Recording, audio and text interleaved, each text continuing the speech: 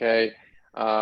So we have so today's panel discussion is so it was the impetus for today's panel discussion was due to Council CB 5 2023.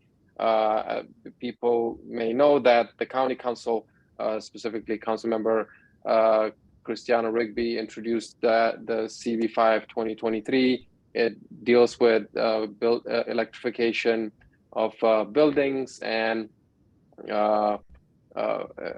just our energy systems, and so this that led to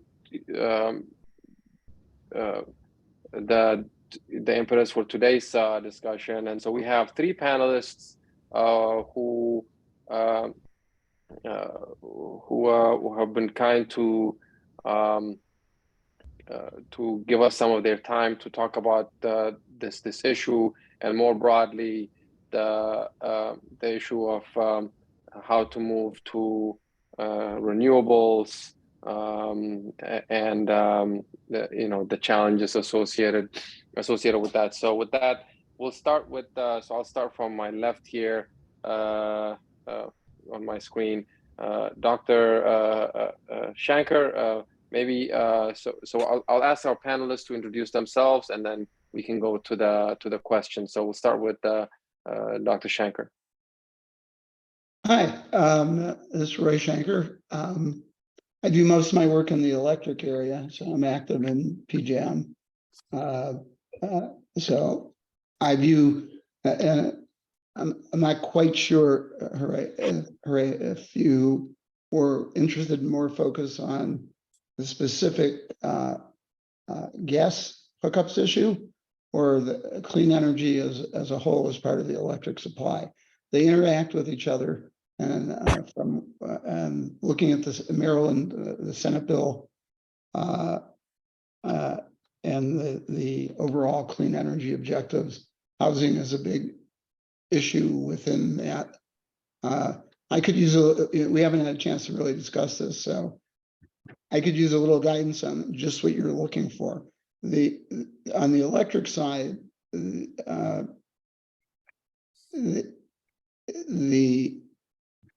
fundamental notion that you can get to 100% is sort of wrong. The idea that we get efficient results by picking winners and losers is horrible.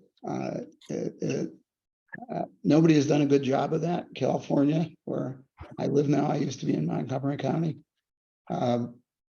is a rolling disaster in this area.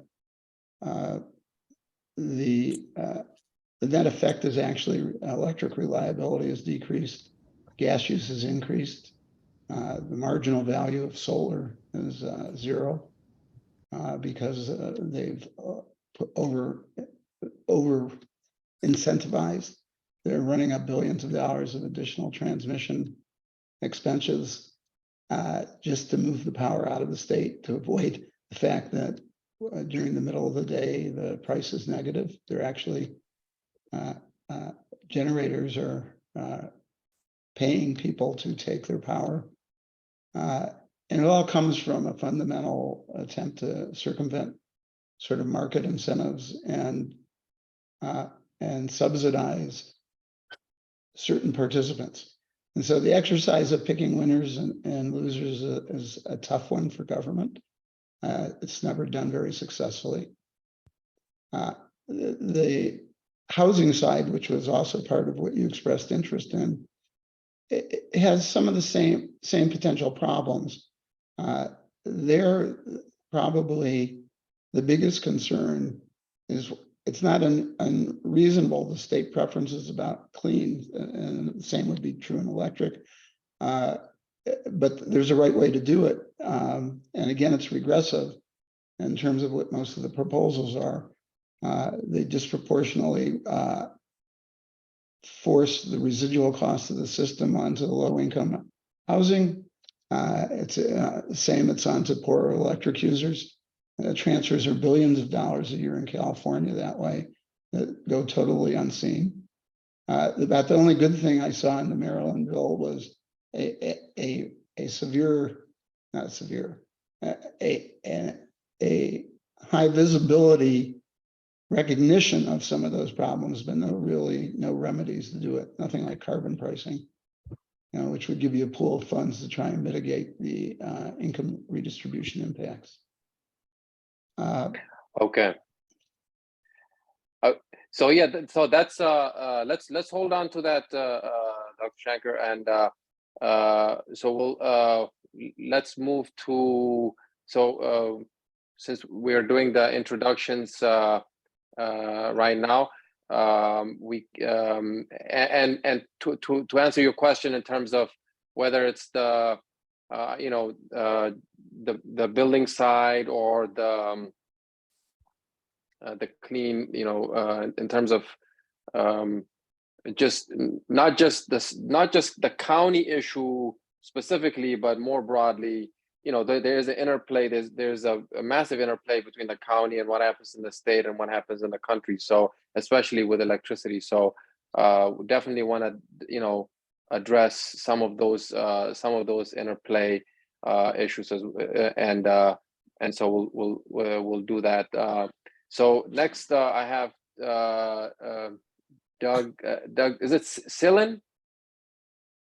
Siglin. Okay. Well, thank you, Doug Siglin.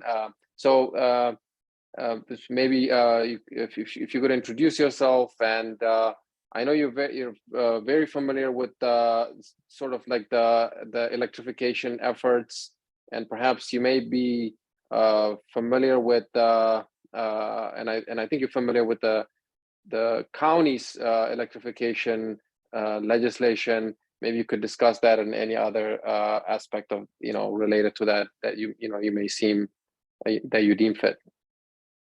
Great, thank you. So I think what I'll do is just introduce myself briefly, and then maybe we can let Russell introduce himself, and then if you want me to go back and talk a little bit about the Howard County bill and the context, I'd be happy to do that. So I live in Howard County. I worked on Capitol Hill for many years as a staffer. I spent 25 years after that as an environmental lobbyist for 3 of the major national groups, and also for the Chesapeake Bay Foundation at the regional level.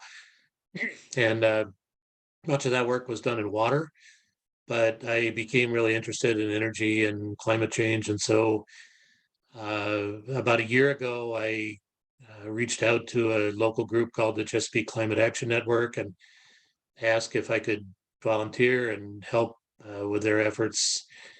And they were happy to have me do that as long as I didn't have to get paid. And I worked much of last year on legislation in the District of Columbia that ultimately passed in July. 2 really important bills passed the District of Columbia, probably the most aggressive of which is to require all new commercial buildings, institutional buildings, government buildings in the district to be net zero, which is no emissions at all. And then I was asked to get involved with Montgomery County, and in the late summer, up until November 29th, we worked on a Montgomery County bill that ultimately passed the county council unanimously 9-0, that would require all new buildings and most new buildings in Montgomery County to be all electric. And then starting in January, the councilwoman introduced her bill, and so I've been working with many of you on this call. I see a lot of friends here tonight on trying to get that bill passed through the Howard County Council. And I'll leave it there for now. I'll be happy to come back and talk more about the bill in the context if you like. Okay, thank you. Next, we have Professor Russell Dickerson. Good evening. Yeah, I'm a professor in the Department of Atmospheric and Oceanic Science at the University of Maryland in College Park. I live in Prince George's County. That's where the university is. My area of expertise is the chemistry and physics of the atmosphere. I am also a commissioner in the Maryland Climate Change Commission and serve in the capacity as a technical advisor to the Climate Change Commission. So we make measurements of greenhouse gases in the Baltimore, Washington area and around the world. And I can say that the state of Maryland has some fairly ambitious greenhouse gas emissions reduction goals. We've made a lot of progress. Most of that progress has been in the switch from coal-fired power plants to natural gas-fired power plants. The remaining progress is going to be tough. If you're looking for an easy answer on electrification, on when to phase out the natural gas delivery system, I don't have an easy answer for you. There are a lot of details we can provide. So I think I'll stop there and just invite you to ask whatever questions you might have. Okay, thank you, Professor Dickerson. I think probably the main takeaway from this panel discussion is going to be there's no easy answer, but I just couldn't help but observe that. So we have a former Montgomery County resident, we have a Howard County resident, and we have a Prince George's County resident. So there's experiences from different parts of the county here. So different parts of the state. So the goal is to talk about to start with the county bill, the electrification bill, and then and then discuss perhaps what are the feasibility challenges in terms of the technical and economic challenges, and we would hope to leverage experiences from other states. What are the challenges there, market experiences, and so on and so forth. How does it impact people, disadvantaged communities? And I think there should be a focus on that. And more broadly, the state's progress toward renewables. How's that going? What's the interplay? Because there is an interplay of the state's move toward 100% renewables and what we are doing in terms of pushing for the electrification of buildings, because as several reports that I have reviewed point out, a major component of our electricity use is in the buildings, and it's critical. Addressing that is critical to reaching that goal.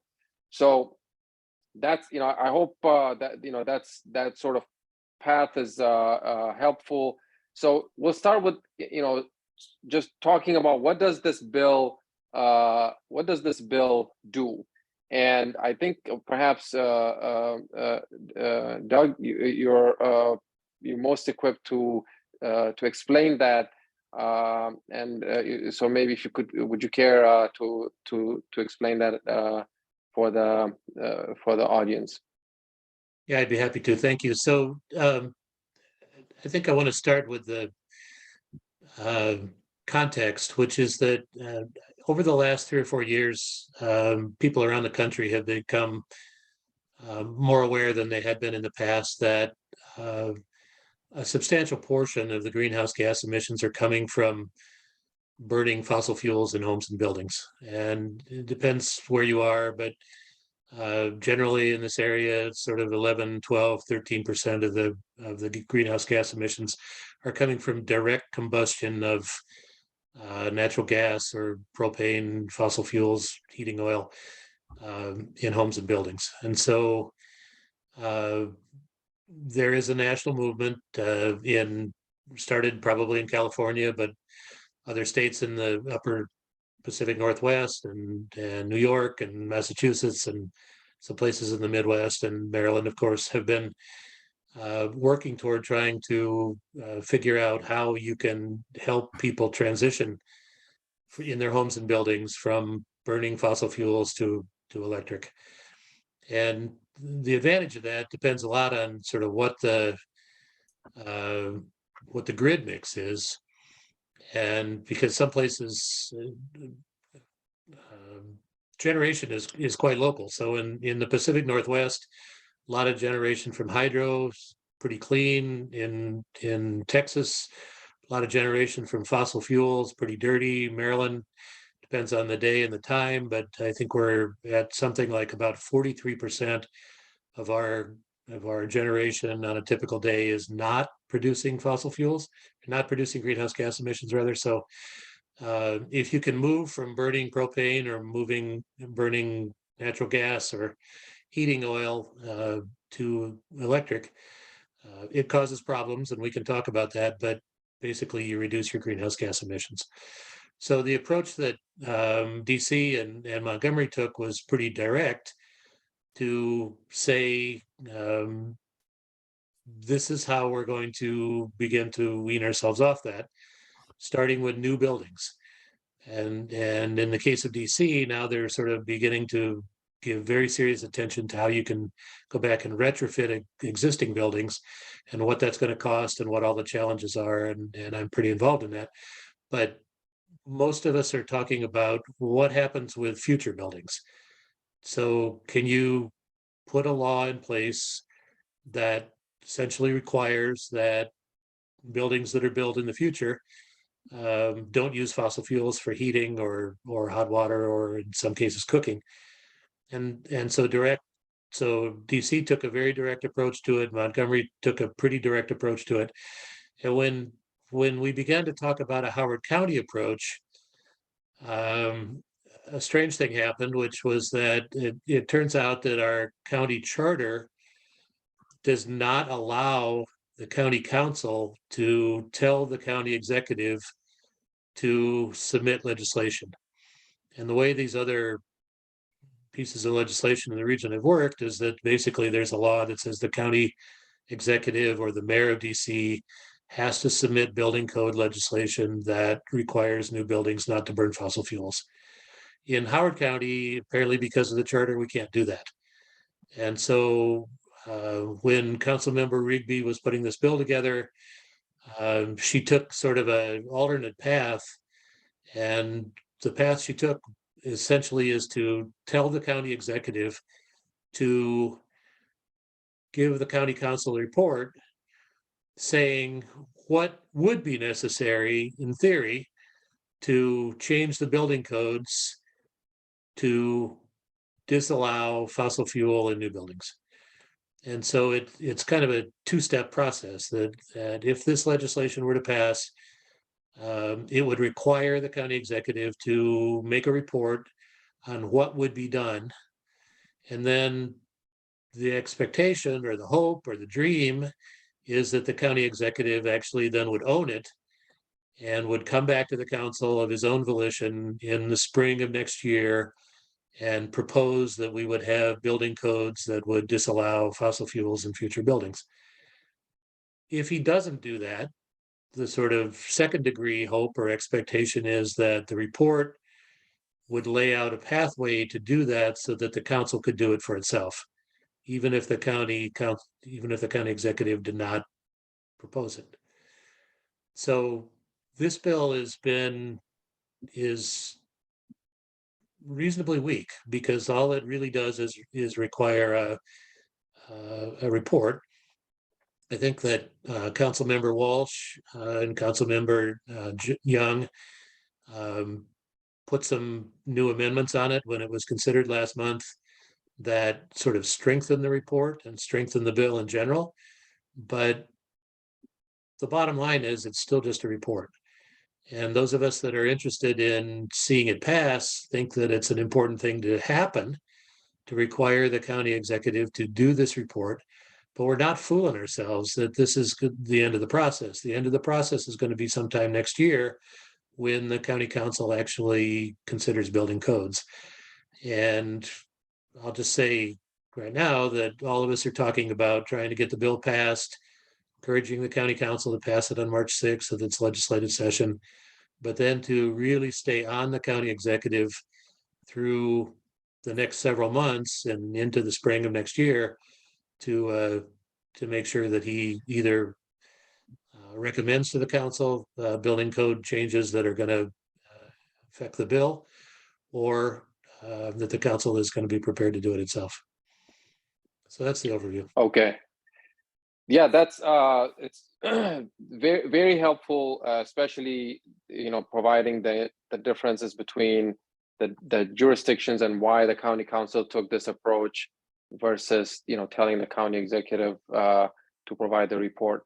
So, okay, let's say that the county moved more aggressively and much more ambitiously than what this bill says, and I'm gonna tie it to what the state the Office of the People's Council recently submitted, like 177-page appeal, or sort of a report, Petition.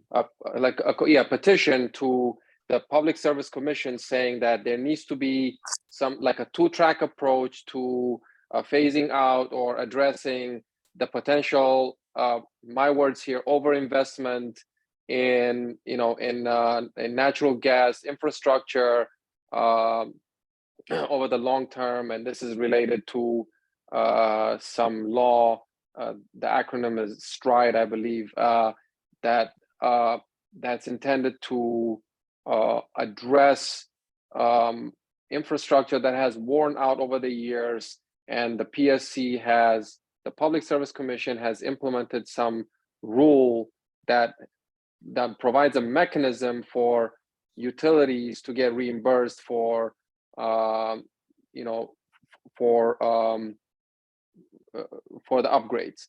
So let's say the PSC, the state, the county, everybody says, you know, we're gonna, you know, phase out natural gas, you know, natural gas hookups and so on and so forth. So my question is, now it's about the economics, and it's about the technical aspect.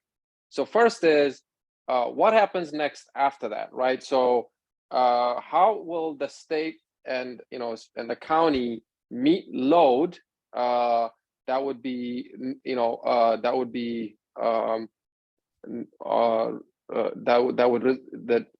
that would result from, you know, the removal or the reduction of the natural gas hookups, and then the cost impact of going to that point. So maybe we can start from Dr. Shanker here, and then move to Professor Dickerson, and then go to Mr. Sigmund. Okay, and thanks for that explanation, because when I read the legislation, it wasn't clear to me where the second part was. So that was helpful. If the concern in all this is, it's not, I mean, I think everybody will accept the premise of working that we need cleaner emissions, that's not an unreasonable goal. And it's sort of how you get from here to there, and really don't mess up a lot of things in the process with a lot of unintended consequences and a lot of penalties for people that are sort of unaware. The gas infrastructure is going to have to be maintained. In some parts of the country, it's kind of imperative that it be expanded. I mean, we literally have the war in Europe setting electricity prices in New England during severe weather. They're just outbidding people for LNG. So it's a big world. Gas is an international commodity now. A lot of people don't have that feeling for it. LNG has made it an international commodity. The U.S. has gone from, I don't know, virtually no exports to it's now the largest exporter of natural gas in the world. It varies close, it's second or third. And I think this past year it was the largest because of the war in Europe. But when we're trying to be as micro as a county or even a state, you got to start looking at who gets harmed and how do you mitigate that if you really want to do this. In the housing sector, depending on how you fund and what you do with the money, this tends to be very regressive.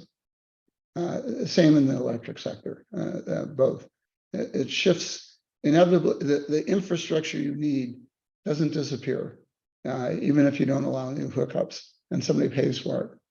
And so without a very articulate subsidy or transfer system, you wind up penalizing the people that are least likely to be able to adapt and have the least resources to do it. That's one of the reasons I really like carbon pricing, because it allows you to see more specifically who's being impacted and paying the premium, and two, it gives you a pool of money that you can have that in the abstract should mitigate without undoing the price signals you're getting out of the carbon use or the reduction in carbon use. Command and control which is what you're seeing here. In general, I'm a markets person. It should be a last resort, not a first resort. In the housing sector, I called some friends that they do housing conversion, maybe in 10 cities around the country. They're pursuing electrification on their own. Again, because it's sort of regressive, but it's because rental pricing is in the commercial sector tends to be relatively inelastic. So in multiple family housing, rents stay the same, and if they put in heat pumps, they add air conditioning in a lot of cases. They get themselves out of the utility business. They have to put up the capital investment where there's a lot of incentives, but they wind up actually getting pretty much the same net rents. And so the market seems to be working there, or at least the incentivized market seems to be working there. And it would be nicer to have a little balance on that. There's also an interaction with the electric sector that I think is probably beyond the discussion here in time. I mentioned to you, I didn't understand the introduction, so I have a hard stop in about 15 minutes. But let me pass, and there are other people that can. I see a question in the chat.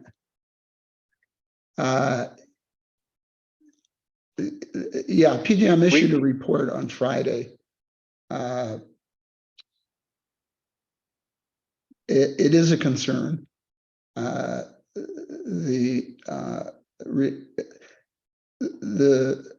view is that the compensation, blind compensation, is not there. It's highly discriminatory. It's been skewed so that PJM has been overcompensating intermittent resources, and in the process depressing prices for what we in this discussion are calling transitional resources. So it is a real concern. You need those fast reacting and gas fired until you can get, or batteries are getting ridiculously expensive, but nonetheless, if you want to go there, you need a huge amount of batteries to be able to give you the ramp to control the grid. And we're not seeing that. We're seeing some hybrid battery and solar. There's a lot of that in the interconnection queue. Some hybrid wind, gas, which, as you remember, 11 years ago, state of Maryland was going out and trying to subsidize new gas plants. And this is a background warning to people about irreversible decisions. Gas is out of the queue. What you have now is, I think there's only at most a couple thousand megawatts in the entire footprint in the interconnection queue. So the answer to the question on the side is, yeah, it's a problem. Okay, thank you, Professor Dickerson.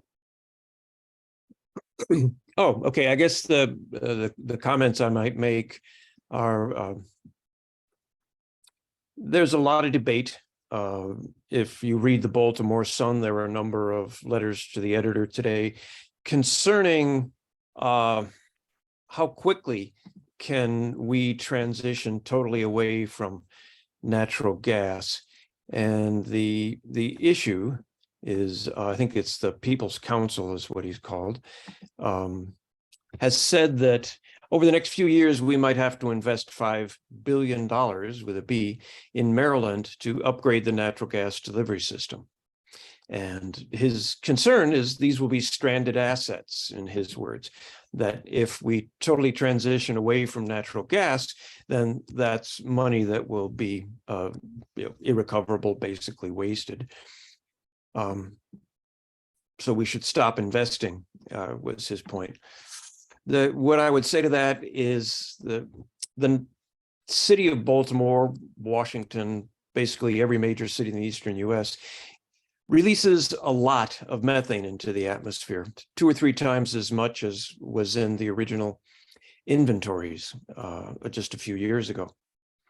Some of that is landfills, and some of that's cattle, and some of that's wastewater treatment. But a good chunk of it is a natural gas delivery system. It leaks. We know it leaks a lot, and leaks are dangerous as well as contributing to the global greenhouse gas burden. So those are things we know for sure, that that natural gas delivery system, if it isn't updated, it's going to continue to leak until we go completely off of natural gas. And I don't know how long that'll take. I don't know if we have the electric system, the grid system to transition in anything less than a decade. There's been a lot of investment in natural gas electricity generation, and it's better than coal. It produces only about half as much greenhouse gas as coal does. So that's a step in the right direction. But it's a transition. It's not the final answer for reducing greenhouse forcing on a global scale. Maryland's a tiny state. We can't do much by ourselves, but we can lead by example. So I recommend you read those several articles arguing back and forth about how much should we invest in the natural gas delivery system. There's been a lot invested recently, and we've been trying to make measurements of methane in the atmosphere to say, has it done any good? And what have we learned for sure? Natural gas powered turbines for electricity generation do not leak methane. We can't measure it. And if it leaked even a little bit, we could.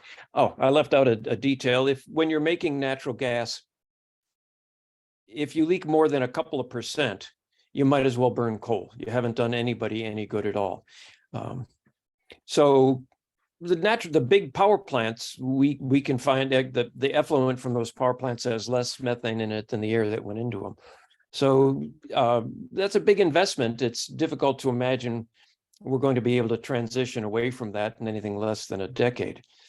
So when will the natural gas delivery system be shut down? I can't read the tea leaves and tell you that, but it's not a simple solution. Do we eventually have to get off of fossil fuels? Certainly we do. We have to go to renewables of some sort. I think nuclear power has to be on the table in one form or another. But to just flip the switch and say, all right, tomorrow we're not going to put another penny into the natural gas delivery system in Maryland, I think might be short-sighted. It might be dangerous.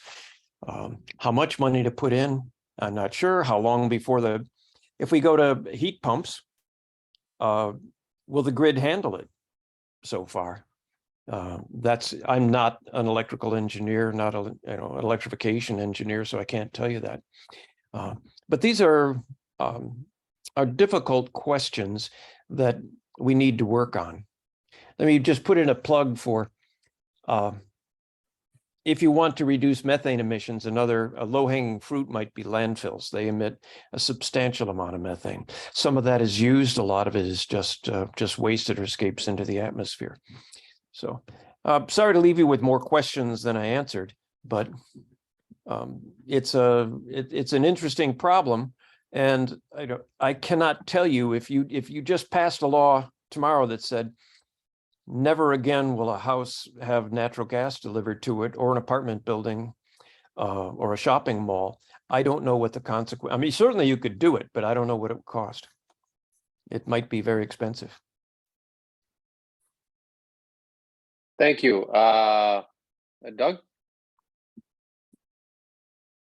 I think one of the things that would be useful to help people to understand is that in the state of Maryland and in DC, we've got this huge gas delivery system that's been built up over the last 100 or 150 years, and as Dr. Dickerson says, it leaks a lot, and sometimes that causes safety issues, but it also just leaks a lot of methane. And the challenge is that the gas companies have asked for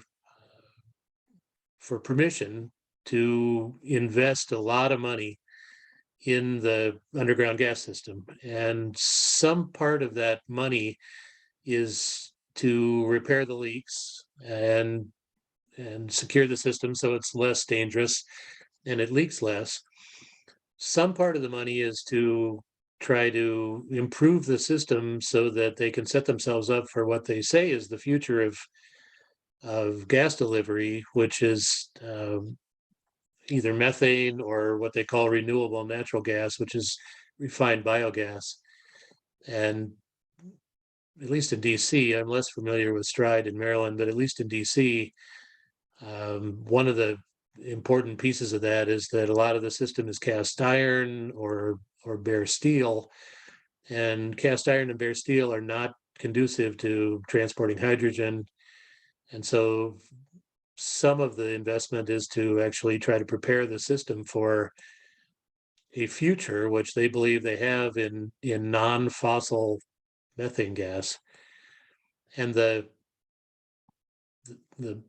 challenge is that the gas companies make money on capital investments. When they invest in their delivery system, then they apply to the Public Service Commission to get those capital investments reimbursed with a profit margin.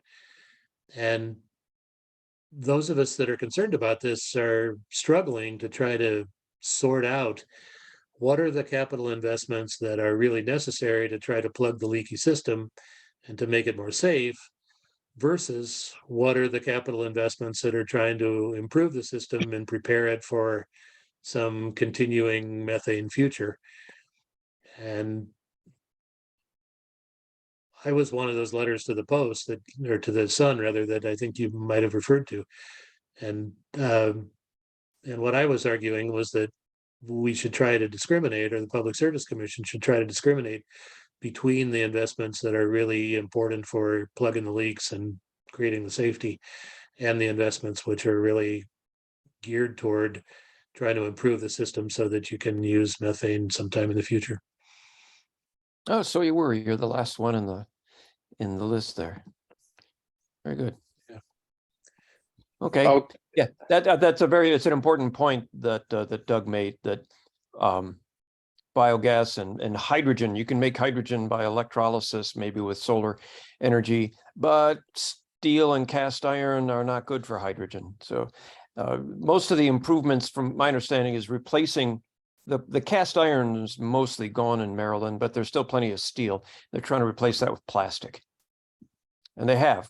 We have seen no evidence of an increase in methane emissions over the past decade, but not very much proof yet. We're looking, don't quote me yet, but we're trying to find proof that the emissions have improved. Yeah, there's some actually internal coding. Actually, Maryland was home to one of the companies that first developed some of the technology for, they're like, think about them like crawlers that you think of in big pipelines that just spin plastic inside of the pipes, the existing pipes.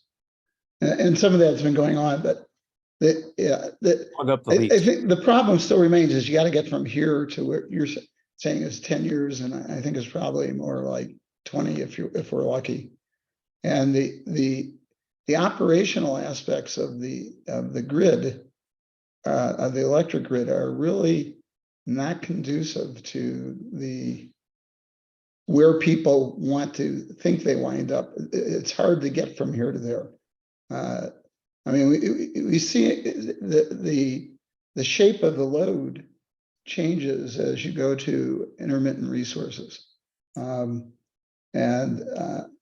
mean, California, which is in front of everything, including particularly making mistakes, literally can't handle the load shape that is developed by having so much solar. What happens is you don't need anything else in the middle of the day if it's a sunny day. It's a north-south state with no temporal diversity, east-west diversity. And when the sun goes down, it goes down. And they tend to measure things incorrectly because they measure it sort of the average for the day, and the average doesn't help you very much as you approach sunset. And so you have to have a lot of stuff spinning and ready to go. And the only things that can respond quickly like that are gas right now. And literally on that ramp at the bottom of the net demand curve, you see them giving away electricity. They're willing to pay people to take it to keep the system balanced. On the ramp up, the renewable resources can't contribute. They're already in there and they're actually ramping down themselves. And you have to balance the load. Right now, the only thing that can do that are batteries and gas-fired technology. And the quantity of batteries, we're talking several orders of magnitude needed, more than several orders of magnitude, more probably like 3, to be able to handle that. And the prices of batteries are like, just hardware side, have doubled and tripled over the last 18 months or so. In fact, a lot of the procurements for battery power have had to be canceled because most of the bidders withdrew their bids. And so you're only seeing them through rate-based, the analog of the rate-based gas pipe. And we're seeing rate-based batteries are probably the only way that we're going to get batteries for at least the short term. And then you're still left with the stranded investment because the gas infrastructure doesn't go away. You can stop using it at some point, but somebody's going to pay for it. It doesn't amortize itself or depreciate itself away to nothing. There'll still be some users. All the legislation that I've seen are keeping industrial gas supply. They're keeping. I think the Maryland Senate bill had like 6 or 7 or 8 exemption categories that are material elements of the demand. And so if you want to do what you're talking about, you got to get rid of that as well. Otherwise, you have to maintain the infrastructure. And then the dynamics of what is going on the electric side is that in some areas, and I'm not sure, PJM is fortunate to have the east-west diversity, so it may be able to sustain a transition a little easier than some others. But in New England, you have the problem that nobody will approve new gas, and the FERC, in terms of interstate pipelines, has started to say no, and you're seeing a dependence now on LNG. So it's getting there the hard way, and the very expensive way. I mean, a factor of 2 or 3 at minimum at some points. The market price at some points in the last year were almost 8 times what you would see in say the Mid-Atlantic for the LNG supply. Yeah. Okay. Go ahead. One last quick comment I might make is that Maryland has to buy a lot of electrons. There's a very complex grid. If you say, where did my electricity come from today? Nobody really, I mean, somebody, but it's extremely difficult to answer that question because if we we know. What's that? We do power flows. We know who's generating and what's the distribution. You can't get that information. That's not available to the public. On Some any of it given is, day, yeah. how much power goes to Maryland from, say, the Ohio River Valley it has not been made public. And what we don't want is for Maryland to get into the situation where we have to buy electricity that's generated with coal. That would be a very bad thing. Yeah, you actually, I mean, we're getting technical, but there's shift factors, and you can actually do an incremental analysis of changes in load and see which generators are modifying their output. So you actually can trace that. In fact, the way we price in PJM is based on essentially a power flow like that, where the shift factor contribution on this constrained facilities. I know this is all esoteric, but nonetheless, it gives you the marginal contributions of flows and over constrained facilities, Right. and allows for spot pricing everywhere. Point being, if we run out of electricity, we're not gonna have blackouts. It's highly unlikely, but we might start buying electricity that is not environmentally friendly. We want to make sure that doesn't happen. Oh yeah, that would be a good objective, but then you've got to.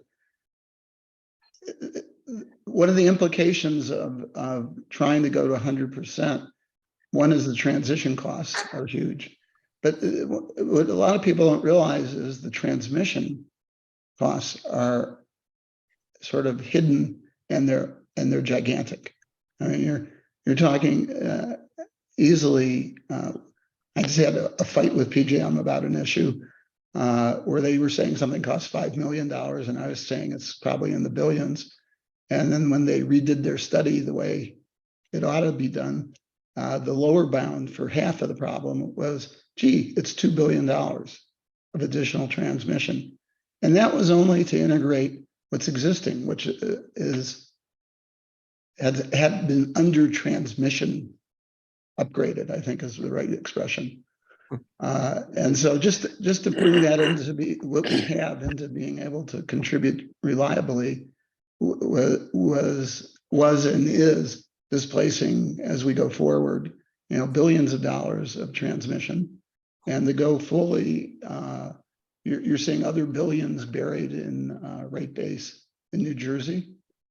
This is very expensive to do what people want to do. There's, and we need to see the prices. I mean, that should be a consideration in the speed. I'm all for getting to a good end. I like the idea of a clean energy future.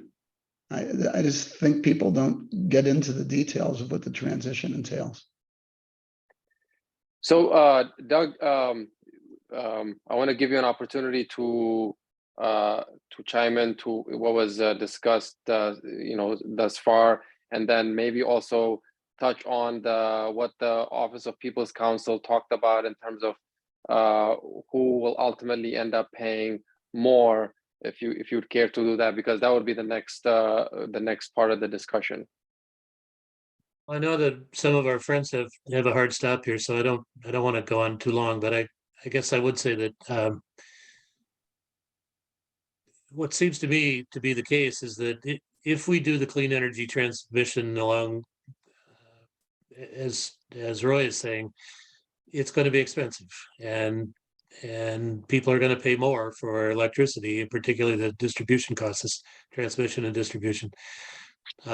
If we don't, and the PSC allows the gas companies to do the capital investment in the gas system to try to keep it alive for another 30, 40, 50 years, that's also going to be really expensive. And the OPC calculated that at about 8 times what current gas rates are. And I think going back to the initial point that Roy was making when he introduced himself is that it's really a question of who pays those costs, right? And that's going to be the public policy challenge, is to try to figure out how we can distribute those costs. Everybody's going to go up, but poor people are going to get screwed, like usual, whether they're on the electric system or whether on the gas system. And the only hope that I would hold out is that if we go to a heat pump based system, we get a lot better efficiency. So you can get the same amount of heat for half or a third, maybe even a quarter as much energy use. And so that by itself would keep costs down a little bit. But I don't think we should fool ourselves that with or without the transition, distribution costs are going to go up a lot. So prices, just want to follow up with you, Doug, really quickly. So the report mentions, and just for purposes of discussion, because I know you didn't write. It's the Office of People's Counsel that wrote the report. But for the audience here, the report mentions that prices will go up, and the people who will be saddled with the high cost are low income families, low income communities. So why is that? Can we really quickly talk about the economic mechanisms that lead to that happening? So anybody who's still going to be on the gas system is going to have to pay the increased costs. And what I told the council last week was that it has some obligation to tell people, tell residents in Howard County that this is the system, this is what's going to happen, and then help to facilitate particularly lower income people getting off the gas system completely so that they don't get socked with those costs. And I can just tell you, in DC, I spent much of today and much of every day now, I'm working with the DC government to try to create a plan that is going to basically switch out people's gas appliances for electric heat pump appliances free of charge for the lowest income people, or at a 50% subsidy for middle income people. And it's going to be expensive as hell to do that for the city government. It's going to use all its IRA funds, and it's applying, for as much subsidy as it can. But the DC government itself is going to have to put a lot of money on the table to do that. But that's what's going to happen if those of us that are concerned about the regressive nature of this want to push for some public policy. It's going to have to be for subsidies to help people who can't afford the upfront costs of switching out their appliances to do so.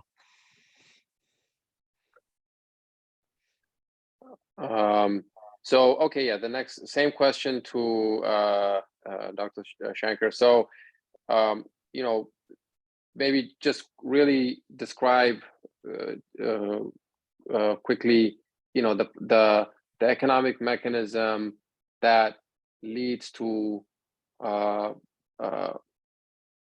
price increases to lower income, like why they end up paying more. And maybe add to this, and I'll let Doug also respond to this. Even after we move, let's say, again, the initial assumption is, let's say we move everything to electrification.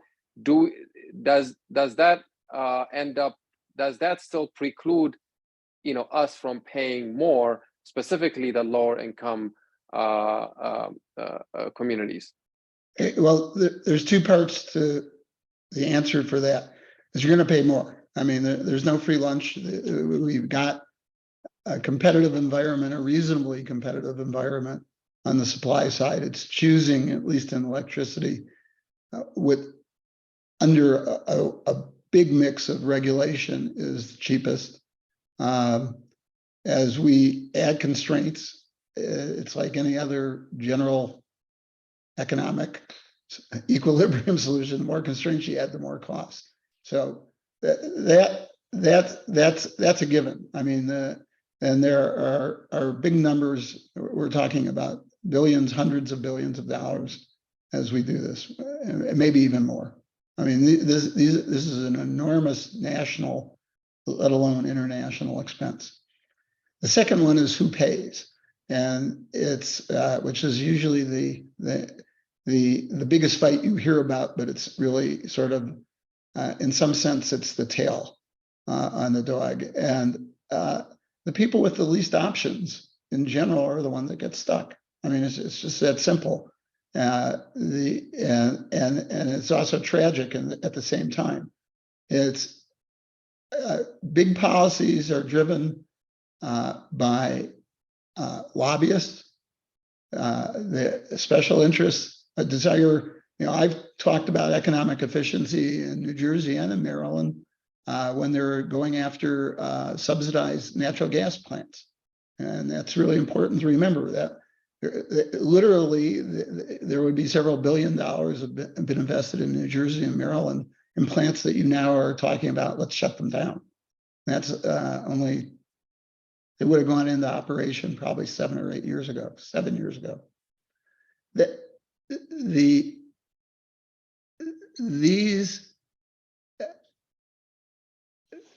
I lost track where I was at by the side play there, but the point is that as you adjust, you incur the costs.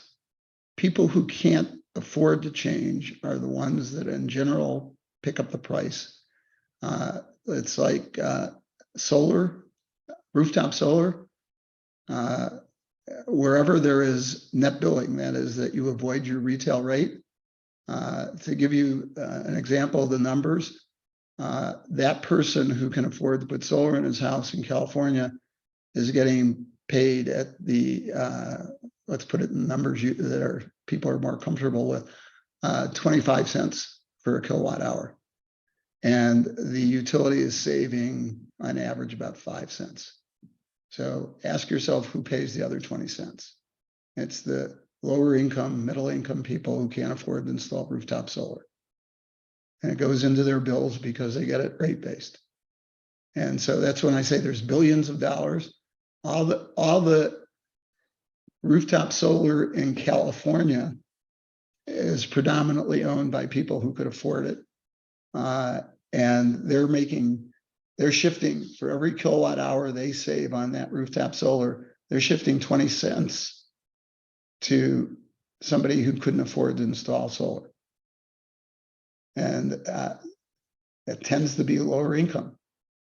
And that's why pricing carbon is so important. You need a pool of funds that undo what you have done, maybe to amortize those investments or reduce the impacts. It depends on how you collect the money, but to reduce the adverse impacts on the lower income households. And that's why I said the Maryland legislature mentions this. I don't see any, well, they have this, whatever the bonds were called, but they don't really set out with the intention of, do I want it to be neutral? How much do I want to penalize people to stay on the system, to get them off the system? Who picks up all the costs? A perpetual problem. And, you know, we say the parlance for the economic side is, you know, these are the most inelastic users. Some will be certain industrial uses, and they will eventually just close down and leave. And again, that's a form of inelasticity that lower income people don't have, or have their inelasticity. They can't get up and move that easily. I mean, a lot of them are in housing that won't be converted or can't afford to be converted, or they'll be priced out if it is converted. And so you need money to take care of that. Okay. Thank you.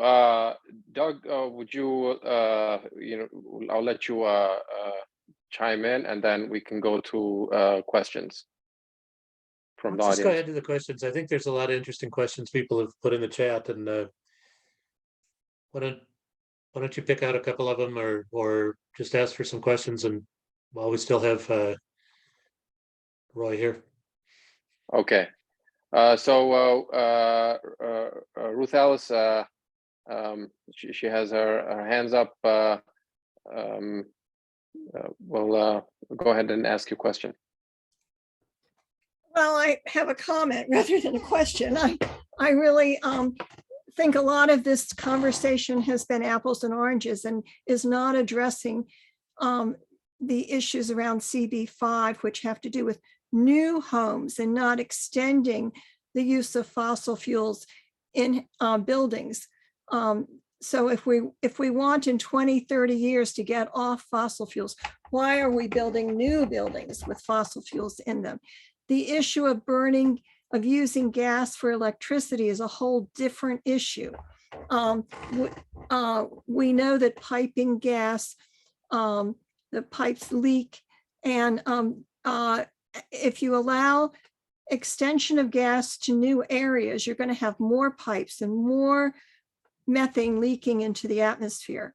That is definitely a major part of the climate crisis. So we're trying to stop, in Howard County and in Maryland, only 50% of homes have gas service. 50%, 40 to 50% of homes are all electric. There are a lot of neighborhoods that don't have gas, but BG&E and the other gas utilities are trying to extend their gas service. So it's not just piping for existing service, it's for extension. And we want to stop the extension of the gas service, which we know is something we want to get off of in 20, 30, 40 years, but we have to start now. So the focus of this bill is to start now and stop compounding the problem. The electrical grid will have to be upgraded regardless.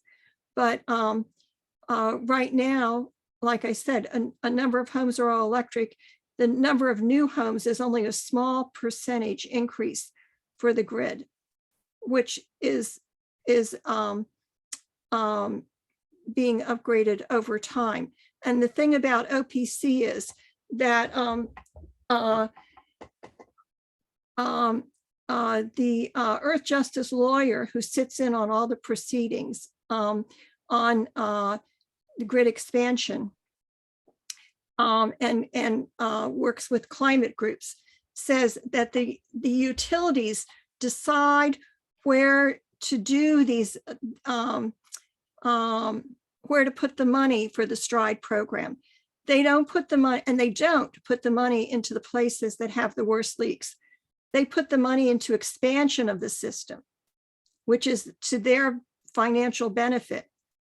So they like to tell the public, we need this money for the STRIDE program to fix leaky pipes, but that is not true. That is not where they're putting the money.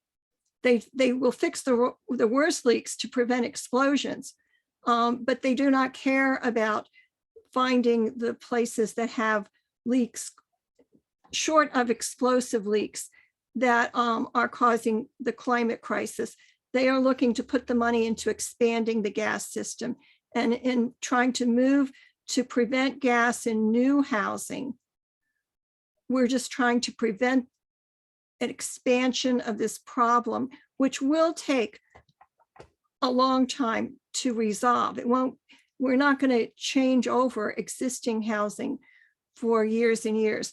And the last thing I want to say is that the speakers have been totally unaware of the legislation being promoted in the legislature. One of the bills is the Empower Bill, which your group says they want to support.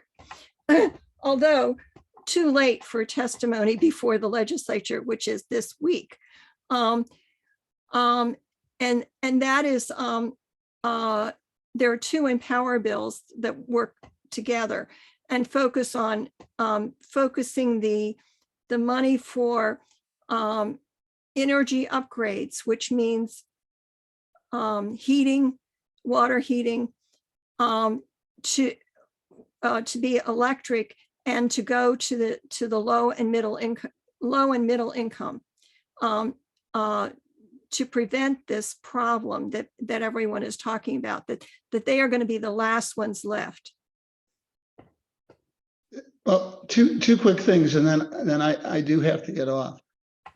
First, if you're freezing the extensions, that is absolutely and that's what's proposed. But there's also language in the state bill about going back and converting and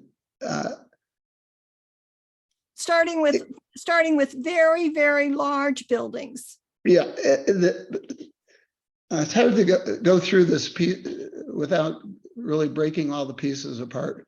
But you were correct. If you froze the status quo for everybody and just worked on improving the quality of service, reducing leakage in the system, that would be a solution. But I think that that isn't the solution that people are looking at this as a step towards. They're looking for a clean, non-fossil future. And you can't hide from the implications of what that means as you go forward. If nobody that I am aware of when I see this, and I've worked for people who generate power, I've worked for gas companies, worked for electric companies, I've worked for large industrial consumers. Everybody who's looking at this is looking at it in the context of there is a path that, at least politically right now, is moving towards stated goals, whether they'll achieve it or not, of zero and net zero. And if that is the case, then the fact that this is right now just ending extensions is fine. And if that's where it was going to stop, then we probably wouldn't be having this discussion. But Roy, what time frame are you talking about? Do you think in 2050 we'll be using as much gas as we're using now? I don't know. The intent is certainly to do that, but you know, the way technology moves, and that's one of the reasons why I want to see it in the price. The way technology moves, we may be using a lot of gas and we're not going to be upset about it, or we may be using zero. And when I first started the most advanced gas-fired power plant would take about 10,000 BTUs to make a kilowatt hour. And now it's maybe 6,300. So that's an incredible change in productivity.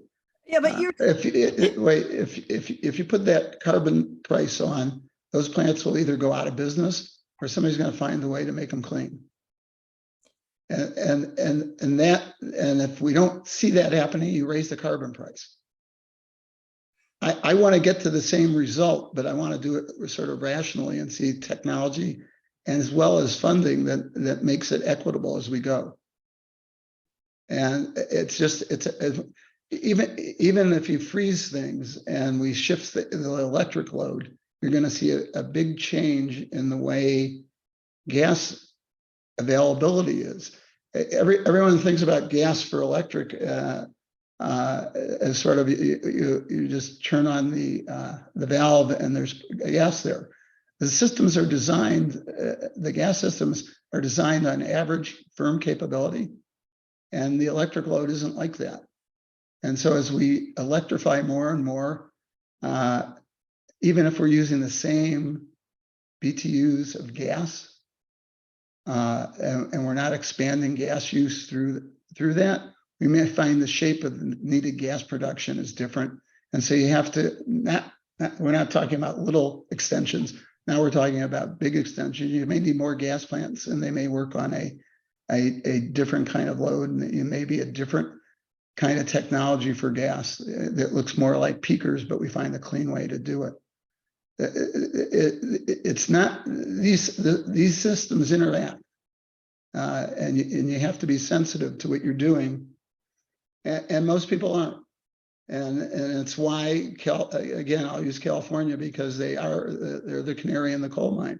It's why they have the highest electric costs in the country and some of the lowest marginal costs. Highest average, lowest marginal.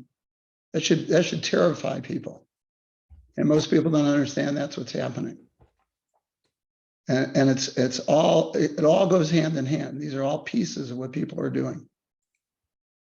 And I hate to say something like that and run, but I do have to. I've pushed somebody else back and managed to negotiate that while I was invisible for a little bit. But I thank you for having me on. And if there's some questions, you can maybe get them to Ray, and I'll see if I can write up short answers like I tried to do in the chat. All right, thank you. Okay. Thank you, Thank you. Dr. Shanker. Doug, you wanna chime in? Let's why don't we just pick out another question or two that from the chat that I don't have in front of me, but if somebody has got a question in the chat that they'd like answered that I might be able to take a shot at, I'd certainly be happy to do that. Is there anybody out there that has questions that they need answered? What do you consider a reasonable transition period to go to net zero, or to go to all electric? Well, both Maryland and the district have laws in place now that say that we need to be at net zero by 2045, and Maryland actually has a little bit easier time of that than the district does, because Maryland's got some offsets that it can use more than the district does. So I'm comfortable with saying, if we could effectuate the transition, get new buildings off gas throughout the state, and then use the Empower Law or federal resources coming in to help balance the regressive nature of what's going to happen, and do that in the next 23 years, that certainly would be a win for me. So I don't think we're going to have a transition in 10 years, even though the president said something like that. I'm really looking at that 2045 date and hoping we can hit that. And frankly, that's going to be damned hard. It's just, I think it's going to be very, very difficult to put the pieces in place, but I think we've got to work toward it. That's the law of the state now. Can we get there without more nuclear power?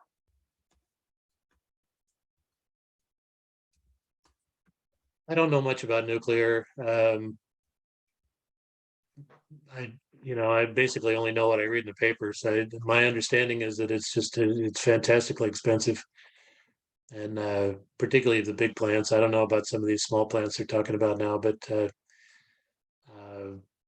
it's an enormous amount of upfront investment to be able to do nuclear, and I just don't know where that investment comes from.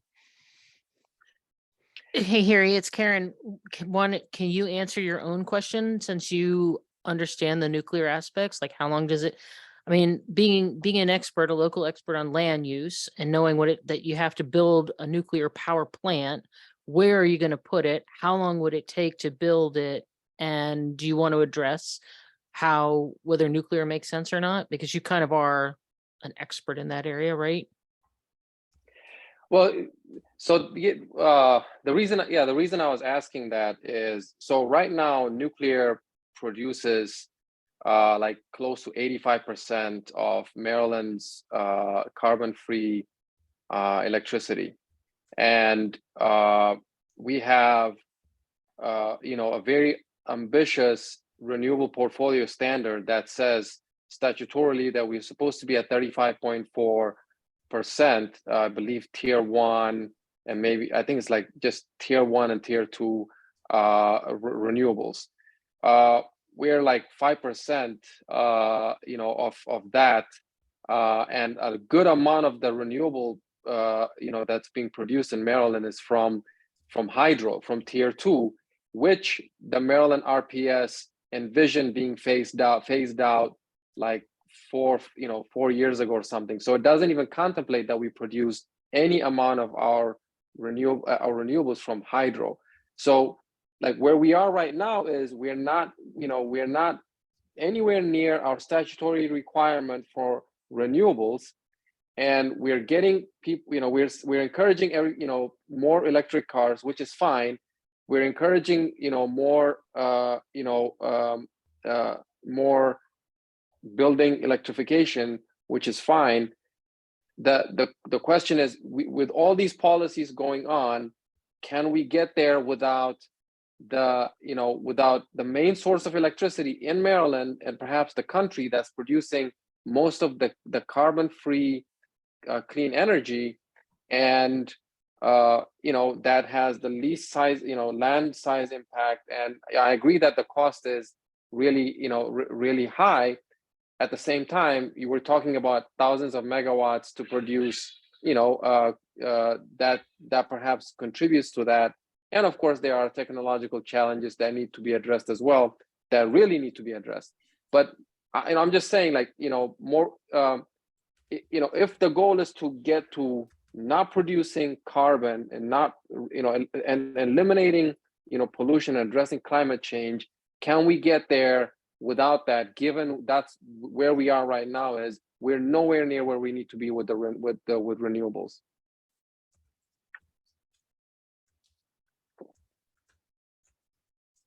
No, I mean, I'll throw it back at you because I actually don't know. I know there's sort of something like 8,000 projects in the queue at PJM, that most of which are renewable projects. I don't know whether the challenge with renewables is investment, that there need to be more investors in it, and which is really a price function, or whether the serious problem is the backlog in the queue, that there's projects that are there that just aren't being let in. And if so, would it be a fix for PJM to be able to move the queue faster? Right. So we have, from 2006, which is when the first 2006 to 2004, which is when the first RPS bill passed, until now, the queue that you're talking about, in PJM and other RTOs, it got to that point, now, right? There has been, we've had a few number of years where that was not the case, so let's say 4, 5, 6 years ago. And I'm just, if we're looking at it from that point of view, yeah, we need to address the queue and all of that, and that needs to be addressed. Even after doing that, deploying it, I'm talking about, even after assuming all of that is done, realistically deploying all of those projects, getting the materials, citing them, going through the county or state laws to address that, finding the land that we need to site those projects. Can we get there, to the goals that because it's important, right? We need, that's what I'm wondering, if the policy considerations, in Maryland really, have looked at that.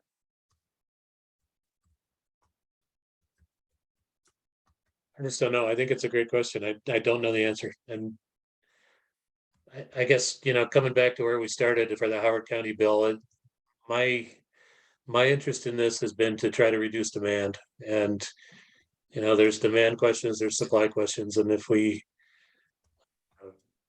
can reduce the greenhouse gas emissions, ultimately that's what the law requires us to do by 2045.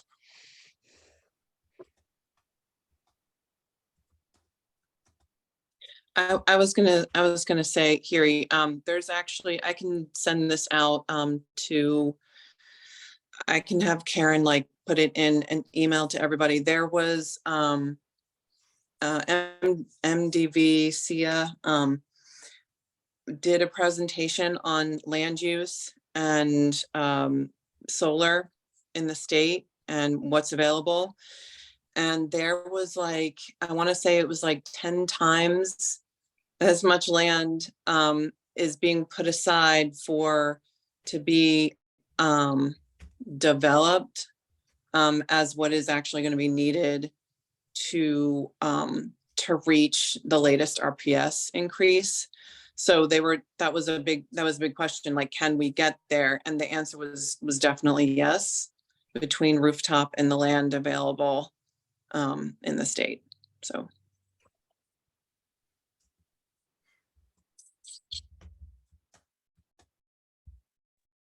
Thanks, Megan. Any other? We're nearing the 9 o'clock mark here. Any other comments?